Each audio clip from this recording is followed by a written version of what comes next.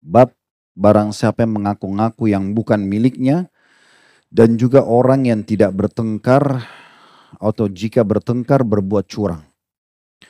Bab ini teman-teman sekalian dikhususkan oleh beliau, dikategorikan dalam dosa besar dan sudah kita jelaskan dari awal bahasan dosa besar masih dalam kitab Imam Az-Zahabi rahimahullah, dalam kitab Al-Kabair beliau dan juga dilanjutkan dengan Al-Kabairnya Syekh Muhammad Munajjid hafizahullah dan kemudian kita sekarang di bukunya Syekh Muhammad bin Abdul Wahhab rahimahullah.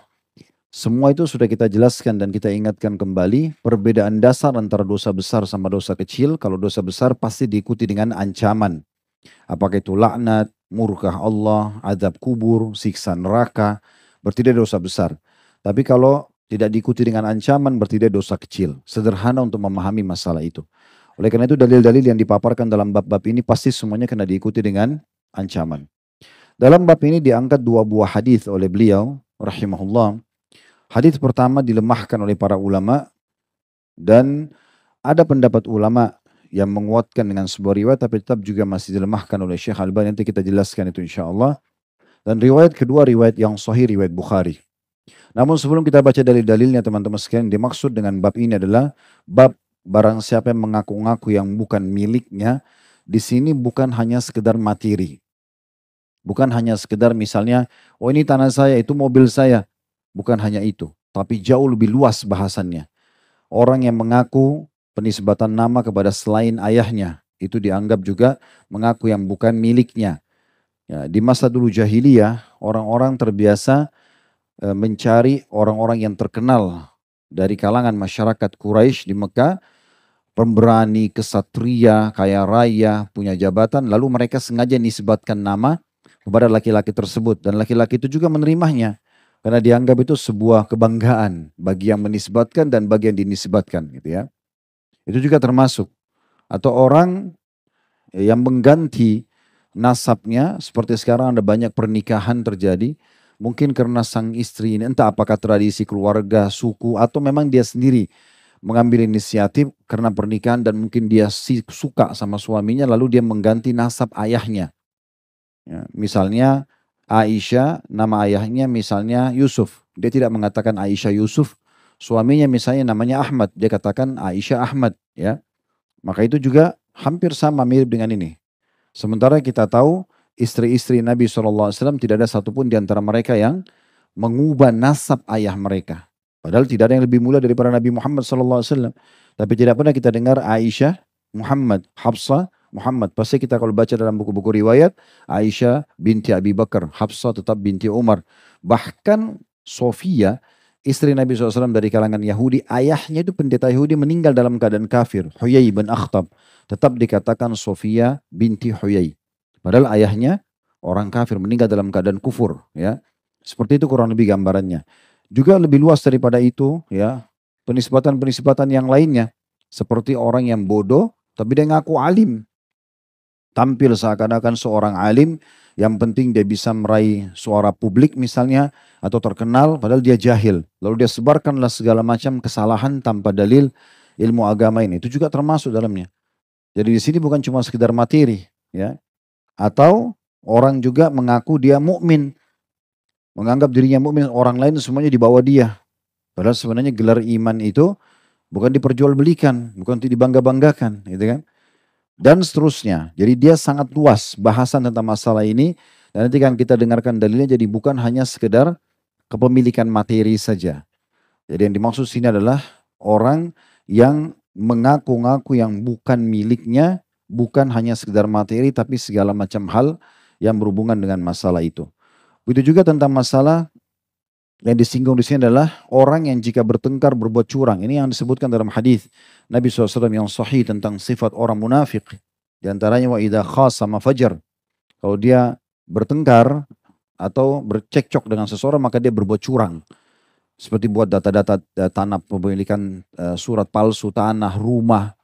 Dia tahu bukan miliknya tapi dia tetap berusaha untuk memilikinya. Nah, orang-orang seperti ini memang karena tidak ada iman dalam hati, dia tidak penuh keyakinan kalau dia akan meninggal akan ada hisabnya, maka dia tidak peduli dengan masalah itu.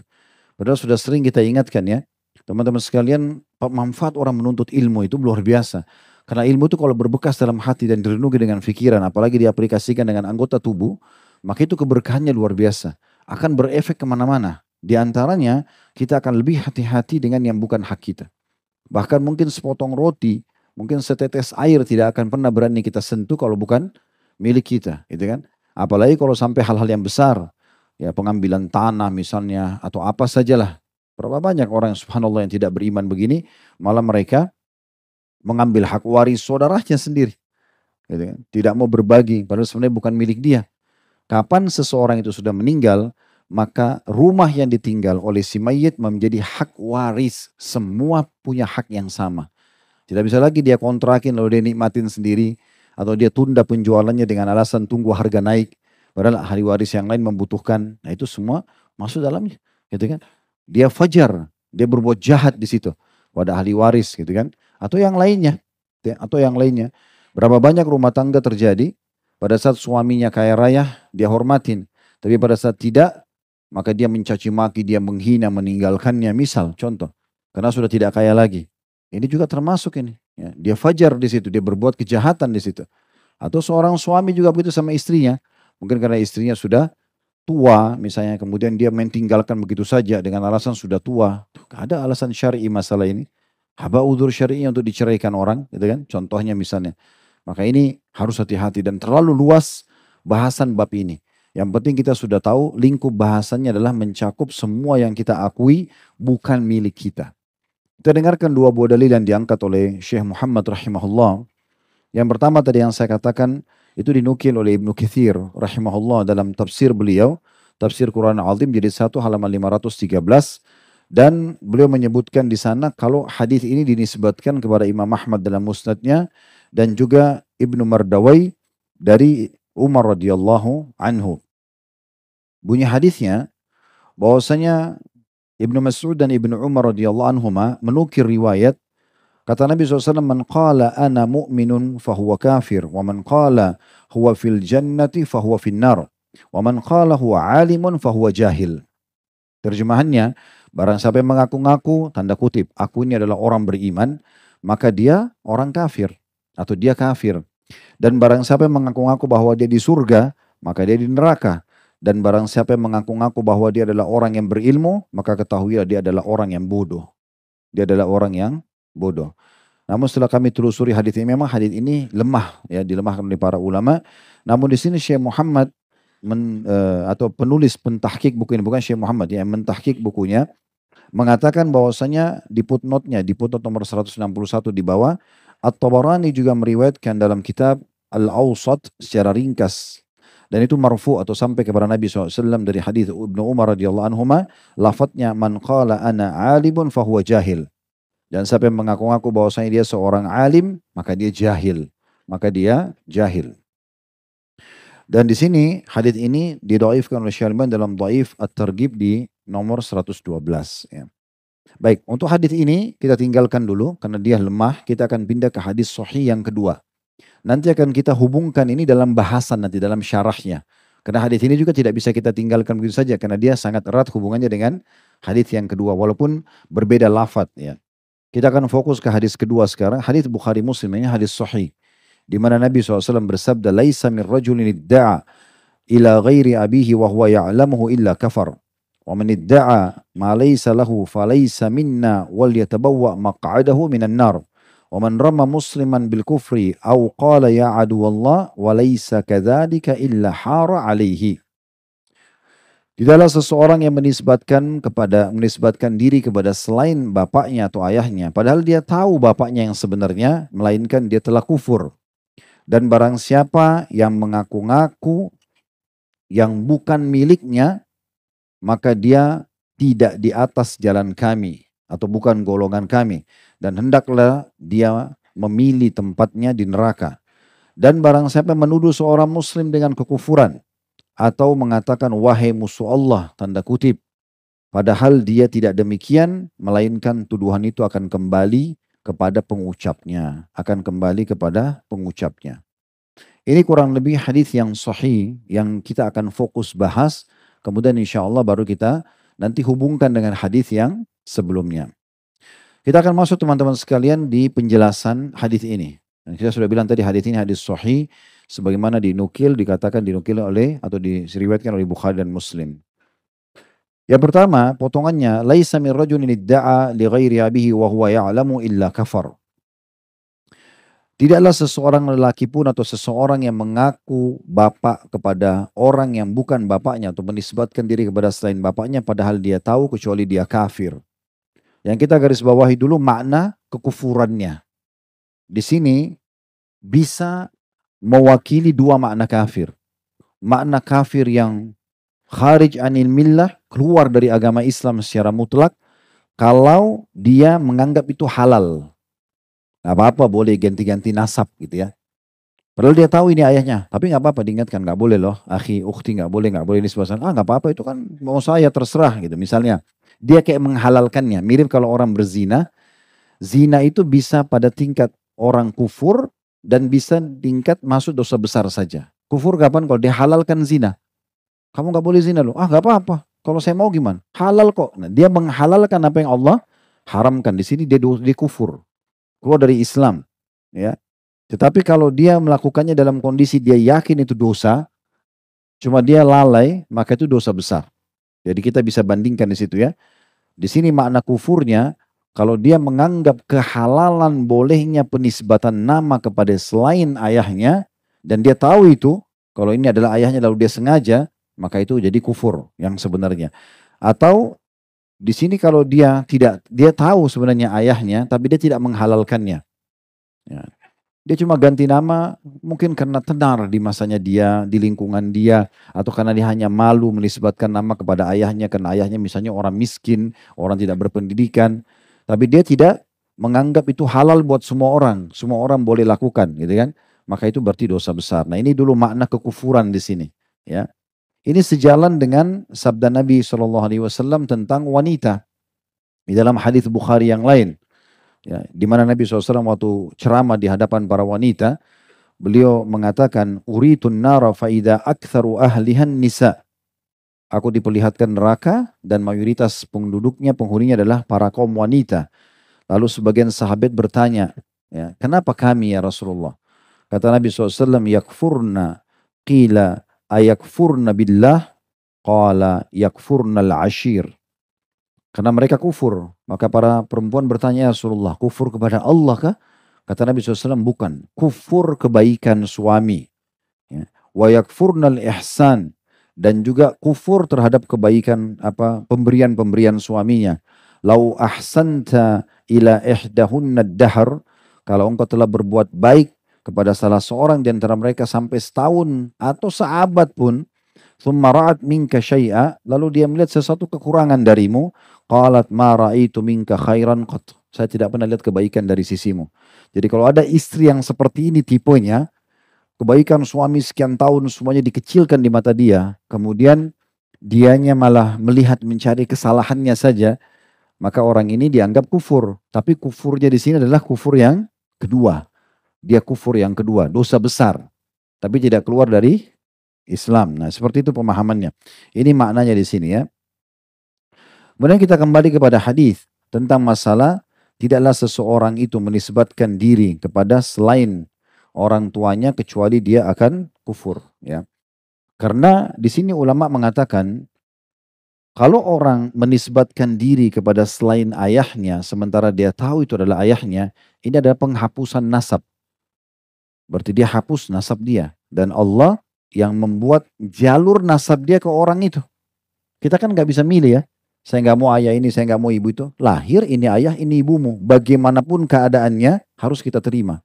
Sebagaimana kita lahir, orang tua kita harus terima. Bagaimanapun keadaan kita. Mau sehat, mau cacat, mau laki-laki, mau perempuan. Ya harus ini anak kamu. Kan gitu. Itu tidak bisa kita pungkiri. Jadi kalau ada orang yang tidak akui orang tuanya, di sini ayah. Kenapa disebutkan ayah? Karena ayah penisbatan nasab padanya. Allah mengatur itu ya. Walaupun ibu hamil 9 bulan, ya mengandung kita, menyusui kita, tapi tetap saja pemilik sperma adalah bibit aslinya manusia ada pada ayah. Makanya dinisbatkan pada dia. Dan ini pernah kita singgung dalam bab bakti pada orang tua. Kita mendahulukan ibu kita dalam pelayanan. Hadis Nabi SAW yang seorang sahabat bertanya, "Ya Rasulullah, man ahaqqu bi suhbati?" Siapa yang paling layak saya temani, saya layani? Maka kata Nabi SAW, ummuka, ummuka, ummuka, 3 kali. Ibumu, ibumu, ibumu. Terus yang keempat baru ayahmu. Kan gitu. Tapi di sini adalah bahasannya ada batasan, yaitu masalah pelayanan. Pernah kita jelaskan, kalau misalnya ibu mengatakan, nak tolong ambilin ibu air, atau tolong temani ibu ke sana, ayah mengatakan tolong ambilin ayah air, atau temani ayah ke sana. Kita dahulukan ibu. Tapi penisbatan nama nggak boleh. Mutlak harus kepada ayah. Seburuk apapun dia. Mau dia pemabuk, mau dia kafir, mau dia munafik, tetap aja. Nasabnya kepada dia, ya. Nggak boleh sama sekali. Nggak boleh juga kita membalas kejahatan dia dengan durhaka. Dia berdosa dengan membengkalikan kita dinafkahi dari kecil misalnya. Seorang ayah meninggalkan anaknya. Itu dosa dia sama Allah. Gak boleh kita balas. Dia gak urus saya dari kecil, saya balas aja. Saya juga gak mau bakti. Gak bisa. Dia dosa, kita dosa. Gak boleh kita balas keburukan dengan keburukan. Ya, karena nanti akhirnya jadi kena hukum dua-duanya. Kan gitu. Begitu juga wanita. Tidak sah pernikahannya kalau tanpa izin walinya. Di sini ayahnya. Walaupun ibunya setuju 1000 kali. Ya, hati-hati. Ada banyak laki-laki begitu. Dia lamar seorang wanita, ayahnya nggak setuju. Yang dilobi ibunya. Ini masih banyak yang berdiri, Masya Allah. Bisa rapat-rapat lagi. Masya Allah. Taubatan nasuha. Luar biasa hari ini. Masuk maju, maju, maju. Biar yang di dalam bisa masuk. Ayo sebelah sini juga. Apa perlu saya bahasa Arab nih biar bergerak? Ya, jadi kita tidak boleh sama sekali mengganggu gugat tentang masalah pernikahan hak sepenuhnya ayah. Jadi nggak bisa antum ditolak oleh ayahnya, lobi ibunya, kasih hadiah segala macam supaya ibunya mengiyakan. Banyak gitu terjadi. Akhirnya ibunya menyetujui, nikah dipaksa. Ayahnya nggak setuju, batal pernikahannya. Hadis sahih mengatakan itu. Fanikahu wa batil, batil, batil, kata Nabi SAW. Ayyam mamratin angkahat nafsa bighairi idni waliyu fanikahu wa batil, batil, batil. Perempuan manapun yang coba-coba menikahkan dirinya tanpa izin walinya, nikahnya batal, batal, batal. Selesai. Kan gitu. Jadi ini hak mutlak ayah. Nggak bisa sama sekali.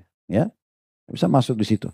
Jadi harus kita betul-betul bijaksana. Dan ada hadis Nabi SAW yang mulia itu ya. Hati-hati sekali tentang masalah berinteraksi juga dengan ayah ini. Karena kalau kita salah, maka nanti jadi masalah juga ini ya. Maksudnya kalau kita salah dalam arti kata kitanya sendiri tidak berpikir teman-teman sekalian ya, sebagaimana syariat mengajarkan kepada kita, maka ini jadi masalah ini. Artinya dia akhirnya nisbatkan diri kepada ibunya kah misalnya, atau dia membenci ayahnya karena kesalahan-kesalahan yang bagi dia itu adalah salah.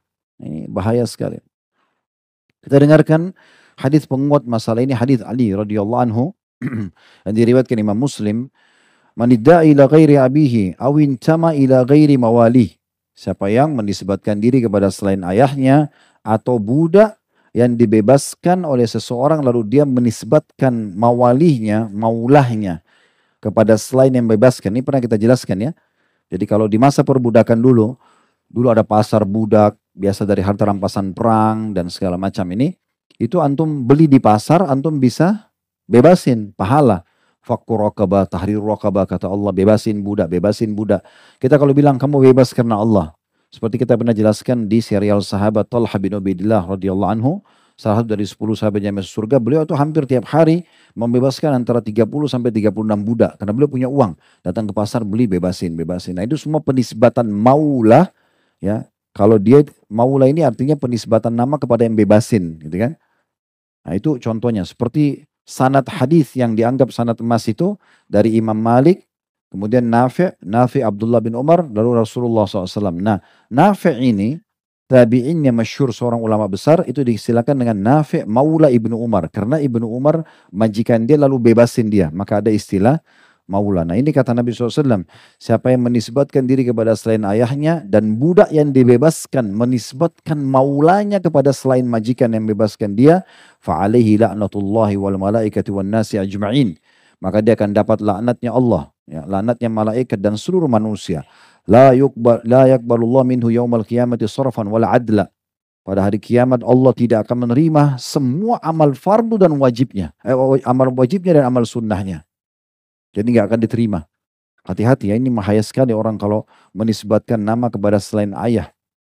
Itu bukan main-main itu ya. Sangat luar biasa. Apalagi kalau dia tahu. Tadi saya sudah kasih contoh.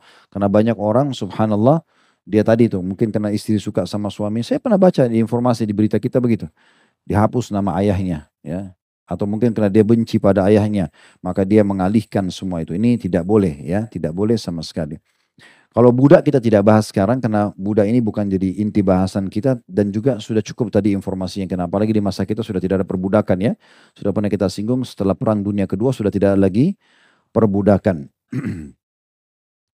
Kemudian ada salah satu ulama bernama atau berjulukan At-Taibi. Ya. Rahimahullah beliau mengatakan begini.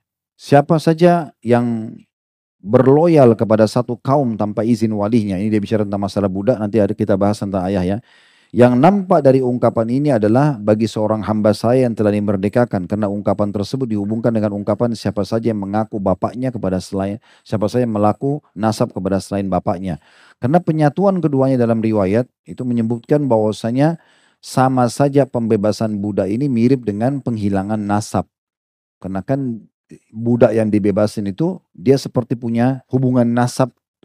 Maula ini kayak penisbatan kepada pembebasnya. Dan sudah pernah kita jelaskan tabligh kabar kita ya. Kalau antum bebasin budak dan antum menjadi maulahnya, kapan budak antum meninggal dan dia orang kaya, antum termasuk salah satu ahli warisnya. Padahal kita tidak ada hubungan kekerabatan sebelumnya. Nah itu menandakan memang berarti ada sesuatu yang sangat kuat relevansi antara keduanya gitu ya.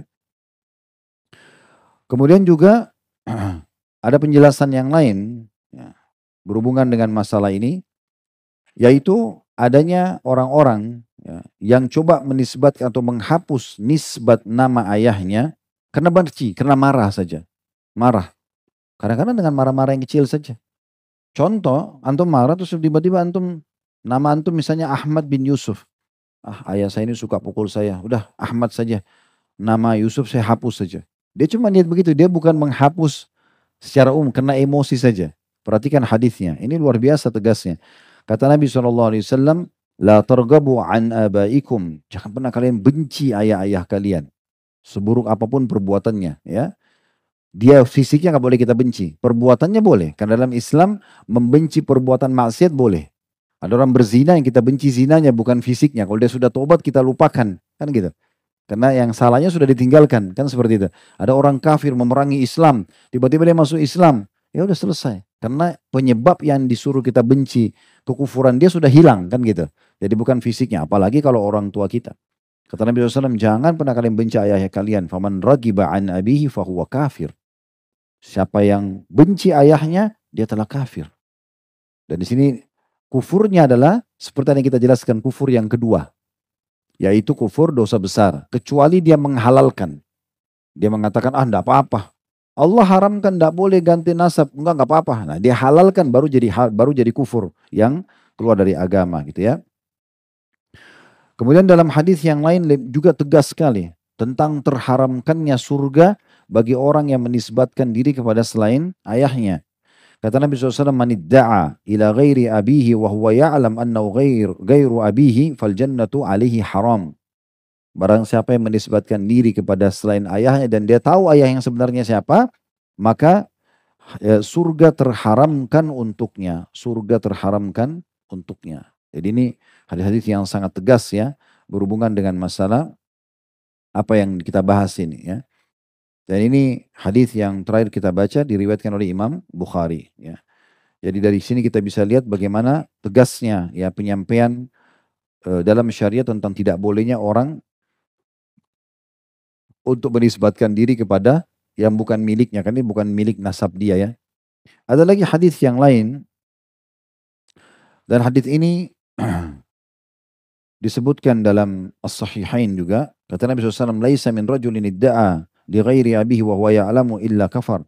Tidak ada seseorang ya, yang menisbatkan diri kepada selain ayahnya kecuali dia. Dan dia tahu kecuali dia kufur. Wa man idda'a qauman laisa lahu fihim falyatabawa maqadu minan nar. Dan barang siapa atau satu kaum yang mengaku-ngaku ya, nasabnya dinisbatkan kepada suku tersebut, maka hendaklah dia mempersiapkan dirinya di api neraka. Nah sedikit saya ingin tambahkan atau ta'likkan di sini ya, berikan tambahan. Jadi ada orang kadang-kadang mungkin dia tidak faham, mudah-mudahan karena tidak faham.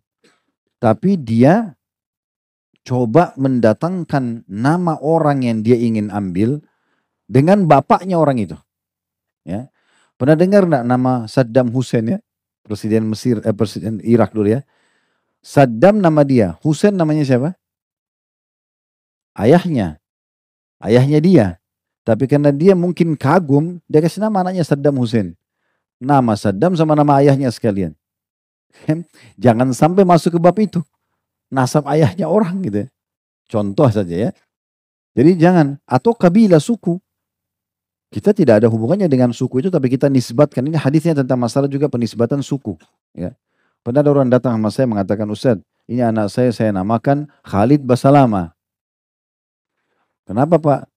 Khalid saja nggak apa-apa. Dan jangan niatnya seperti saya ya. Niat seperti Khalid bin Walid biar jadi seperti sahabat. Saya banyak kesalahan gitu. Banyak kekurangan. Dan Basalama jangan, karena ini nama suku. Penisbatan nama kepada suku itu jangan masuk dalam larangan hadis gitu kan. Karena itu memang harus nisbatnya kepada suku tersebut kan gitu. Nah itu yang disebutkan dalam hadis ini gitu. Nah ini yang kita jelaskan atau berhubungan dengan masalah ini. Dan ada juga lafaz yang lain. Inna min a'zamil fir'an yadda'i rajul ila ghairi abih. Sesungguhnya di antara dusta yang paling besar adalah seseorang menisbatkan diri kepada selain bapaknya gitu ya. Au yura ainuhu malam tara ya.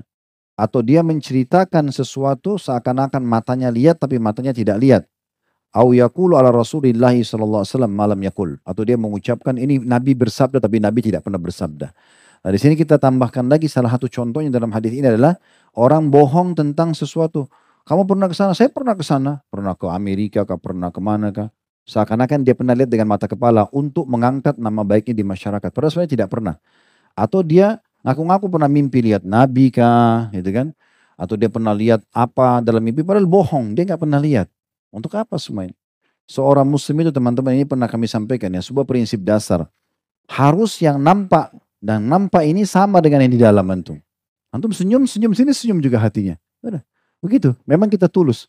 Kalau kita marah, ya kita marah. Gak usah berwajah dua. Dan kita marahnya jelas dalam agama. Sesuatu kalau ada terjadi pelanggaran agama atau ada hak kita yang kita harus ambil, oke, silakan, gitu kan. Jadi tidak perlu kita berwajah dua. Ini pernah saya bahasakan ya. Tidak perlu antum ditanya, lapar nggak? Enggak kok, karena nggak enak. Enggak, iya saya lapar. Tidak apa-apa, tidak ada masalah. Apa yang jadi masalah kalau antum bilang antum lapar? Nanti akhirnya kelaparan di luar, nyesel tadi. Coba saya bilang. Biasa aja gitu kan. Karena itu bukan aib. Bukan sesuatu yang aib, bukan harus yang kita hindari gitu ya. Contohnya, apa saya ditanya jawab jujur. Gak ada masalah gitu kan. Karena jangan sampai nanti kita masuk ke satu bab bohong, tapi kita niatnya baik, gak bisa. Karena niat baik itu ketemu dengan perbuatan baik baru bisa ketemu satu kesatuan. Gak bisa orang, saya bohong demi untuk kebaikan. Bohong dosa, kebaikan bagaimana bisa ketemu ini? Hah? Racun sama susu, gimana caranya bisa ketemu? Jadi nggak boleh begitu ya, jujur saja. Ya, qulil haq walau kana mur, ucapkan kebenaran walaupun itu pahit. Bicara saja, gentle, apalagi laki-laki di sini. Jangan menjadi setengah laki-laki, takut, gitu kan. Jawab apa adanya, ditanya ya sudah. Iya kerjakan, kerjakan, tidak, kerjakan iya, tak tanggung jawab. Tidak kerjakan, ya bilang tidak, kan gitu. Selesai. Kemudian potongan yang keduanya, ini juga berhubungan dengan bahasan tadi kita. Wa man idda'a ma laysa lahu falaysa minna. Dan siapa yang mengaku-ngaku barang yang bukan punya dia, ya, maka bukan dari golongan kami. Ini pernah kita jelaskan ya. Hati-hati dengan sabda Nabi SAW, falaysa minna, falaysa minni, bukan dari golonganku, bukan dari golongan kami. Ini bisa bermakna bukan di atas sunnah kami, bisa juga bermakna lebih tegas daripada itu. Berarti bukan orang muslim kan itu. Ya, harus hati-hati sekali dengan masalah begini. Jadi nggak boleh ngaku-ngaku. Seorang muslim tidak akan pernah mengaku. Saya pernah lihat sebuah cuplikan eksperimen di media. Rupanya ada satu orang barat non muslim. Dia buat cuplikan. Dia ingin tahu bagaimana perbandingan antara komunitas muslim sama bukan non muslim ya. Di negara-negara non muslim dia sengaja jatuhin dompet, jatuhin uang. Ternyata diambil sama orang-orang umumnya. Waktu dia pergi ke negara Islam, umumnya orang mengembalikan. Tidak ada yang sentuh. Malah dikorek. Dia itu barang kamu jatuh. Baru dia berikan tanggapan di situ. Dia bilang inilah perbedaan dasar antara komunitas muslim sama komunitas non-muslim. Karena kita tahu dalam agama kita tidak boleh. Apalagi masuk dalam kategori dosa besar. Untuk apa? Kita mau curi untuk apa? Mau ngambil untuk apa? Menipu untuk apa? Saya pernah jelaskan teman-teman, fahami baik-baik. Kapasitas tubuh kita ini terbatas sekali. Terbatas. Mulut kita 1 sendok, nasi. 2 sendok sudah penuh. Antum mau curi makanan untuk apa? Ya. Untuk apa? Kita makan 1 piring sudah kenyang. Kalau kita biasakan usus kita sehari makan sekalipun cukup sebenarnya. Kan gitu. Jadi tidak perlu banyak untuk apa? Antum tidur ukurannya kayak liang lahat persis. 1 kali 2 meter. Kalau 2 kali 2 ranjang itu sudah bisa guling-guling. Gitu. Lalu untuk apa curi tanahnya orang? Sekian meter, sekian hektar. Ya, luar biasa untuk apa? Badan kita pakai baju berapa lembar? Paling 2. 1 baju kaos, 1 kemeja. Kalau pakai 3 lembar kepanasan itu. Hah? Sepatu 1 pasang. Kalau antum punya 2 pasang harus ganti dulu baru bisa. Bagaimana mau pakai double sepatu kan tidak mungkin.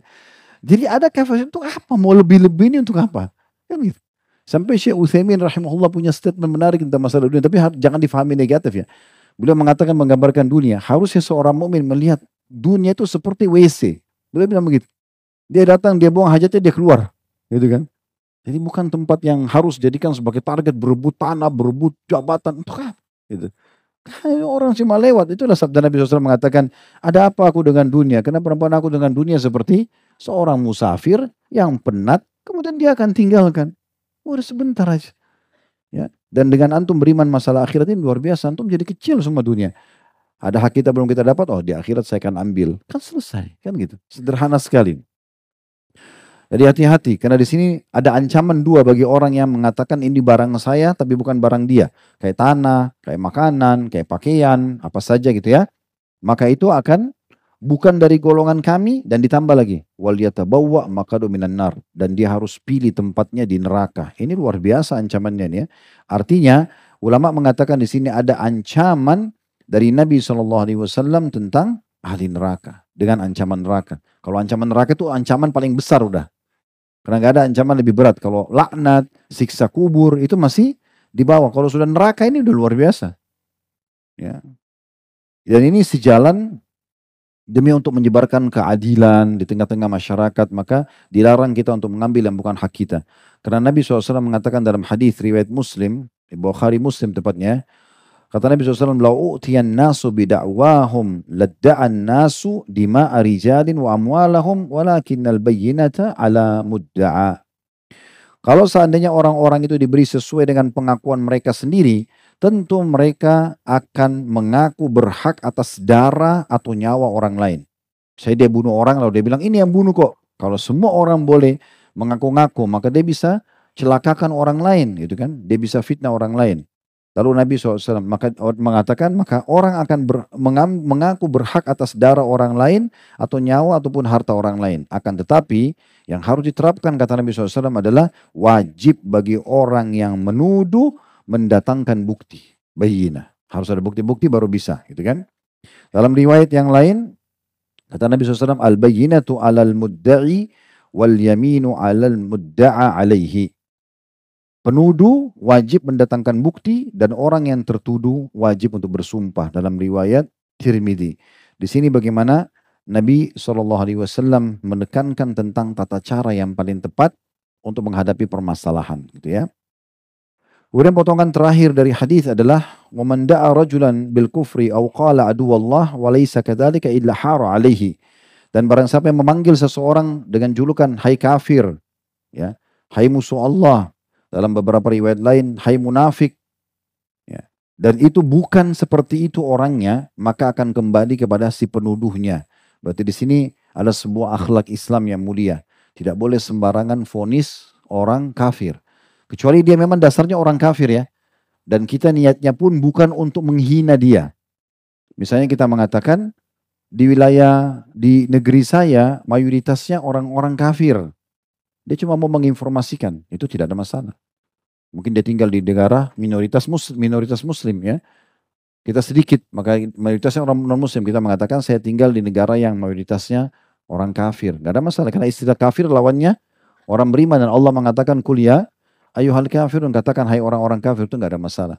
Tapi kalau dia muslim, hanya karena benci lalu kita mengatakan kamu orang kafir. Ini bahaya. Bahasa ini kalau dia tidak kufur maka bisa kembali kepada si pengucapnya. Atau kita bilang munafik. Nggak boleh sembarangan bilang munafik. Ingat ya. Hadis Nabi SAW yang menyebutkan tentang 4 ciri orang munafik. Perhatikan sabda Nabi SAW. Kalau salah satu dari 4 ini ada pada diri seseorang.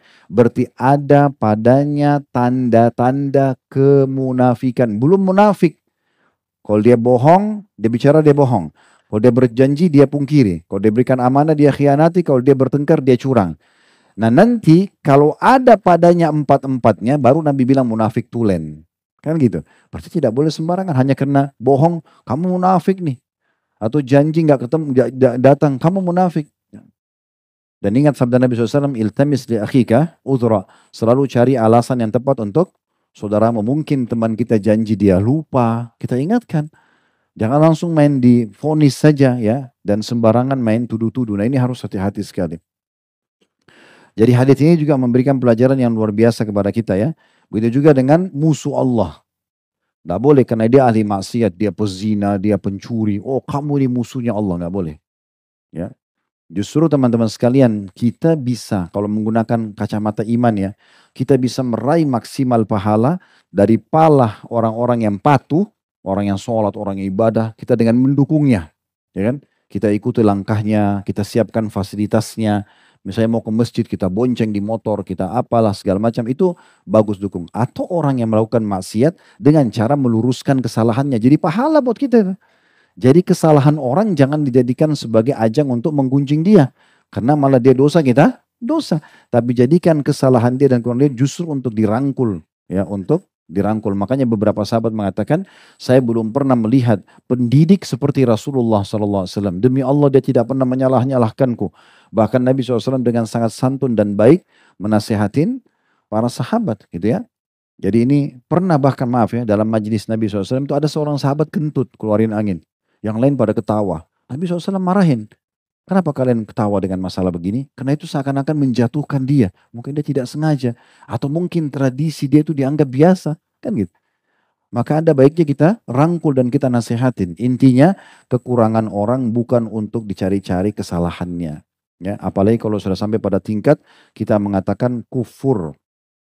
Perhatikan sebagai penutup hadis Nabi SAW. Ada beberapa hadis, ada riwayat Muslim. Dikatakan idza kaffara ar-rajulu akhahu faqad ba'a biha ahaduhuma. Apabila ada seseorang yang mengkafirkan saudaranya seiman, maka salah satu dari keduanya akan tertimpa kekufuran tersebut. Kalau ada orang jelas-jelas dia murtad, dia bilang saya murtad dari Islam. Oh bisa kita bilang kalau gitu kamu sudah kafir. Oke. Kan pernyataan itu ya, kata-kata itu ya. Jadi hati-hati dengan kata-kata itu ya. Ini pernah kita bahas pada saat kita menyebutkan tentang masalah tidak orang muslim tidak dianjurkan mengucapkan selamat Natal gitu kan. Karena pernah ada terjadi begitu, ada yang mengatakan, kenapa kau tidak mau ucapkan kepada saya Natal, seorang anak muda di Amerika bilang sama anak muda muslim.